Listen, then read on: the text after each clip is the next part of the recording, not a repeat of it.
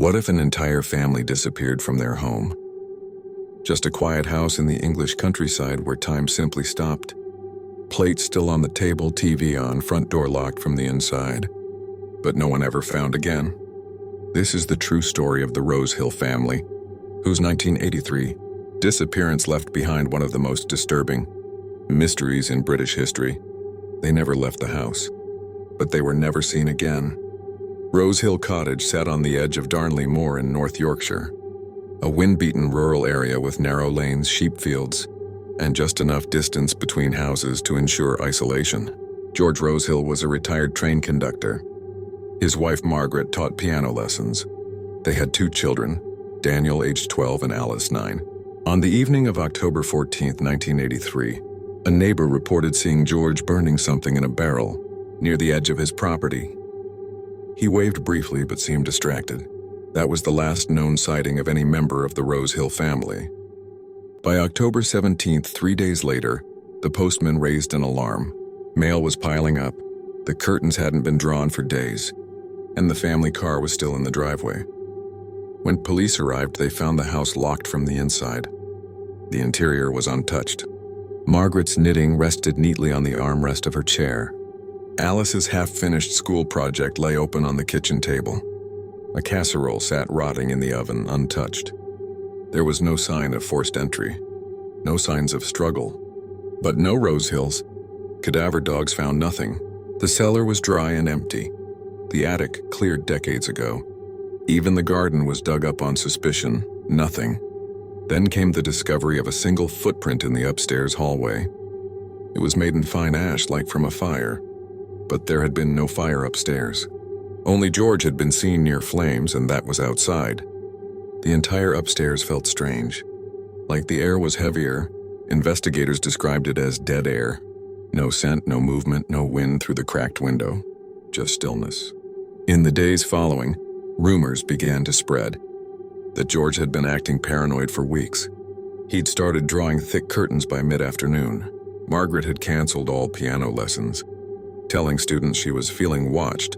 One neighbor, Mrs. Alderton, claimed that a strange man had knocked on her door weeks before the disappearance, asking for the Rosehills but refusing to give his name.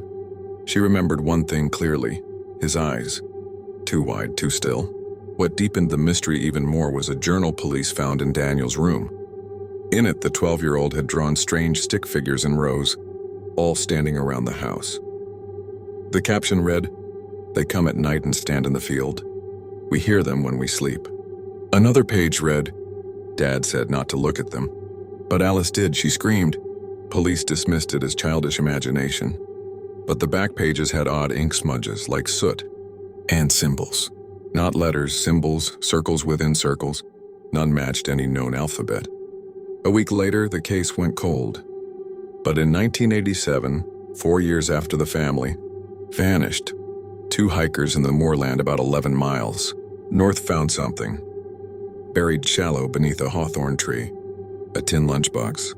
Inside, a small wool sweater with the name Alice stitched on it, a melted cassette tape, and a Polaroid photograph of the family's front window, taken from the outside. Through the glass, 4 figures could be seen standing in the living room, but the faces weren't clear, just grayed smudges like they'd been erased. The photo was never traced to any known camera or developer. In 1996, the property was sold at auction. No family had claimed it. The new owner, a man named Thomas Grafton, intended to renovate and flip the property, but he didn't last long. He told local press he heard children's laughter at night, followed by the piano playing a single key over and over. He found black ash on the stairs every morning, and once, a muddy child's handprint on the inside of a 3rd floor window that hadn't been opened in over a decade. He left within 2 months. The property has remained empty ever since. But in 2022, a group of amateur paranormal investigators spent a single night there. Their footage was mostly uneventful until the final frame. As they pack up their gear, a mirror behind them briefly reflects 5 figures in the hallway. Not 4, 5, and one appears to be a girl, with her hand pressed to the glass. To this day, the case remains open. No remains, no suspects, no answers. Just a house that refuses to forget what happened inside it. But just when the town began to forget, something deeply disturbing surfaced. In 1998, a group of teenagers broke into the abandoned house on a dare. They filmed everything with an old camcorder. The footage, later recovered from a pawn shop, showed the group exploring the decaying halls, mocking the town's ghost stories until they entered the basement. In that footage, the teens suddenly go silent. The camera pans to the dusty concrete floor where 5 sets of small, perfect handprints can be seen, as if pressed into the dust just moments earlier. The camera shakes violently, the lights flicker, and one of the teens begins whispering, "They're still here? Don't you see them?" The tape ends in static. None of the teens would ever talk about that night again. Years later, in 2012, a paranormal investigator named Sarah Callum spent 3 nights locked inside the house as part of a documentary series. On the second night, her team heard the unmistakable sound of a music box playing upstairs in the same tune that, according to neighbors, Margaret Everly used to hum. They found no music box, no batteries, no speakers.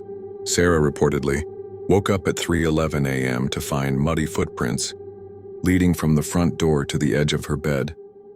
The house was sealed from the inside. She left the next morning pale and visibly shaken. In the final interview for the documentary, she simply said they never left, and they don't want anyone else to leave either.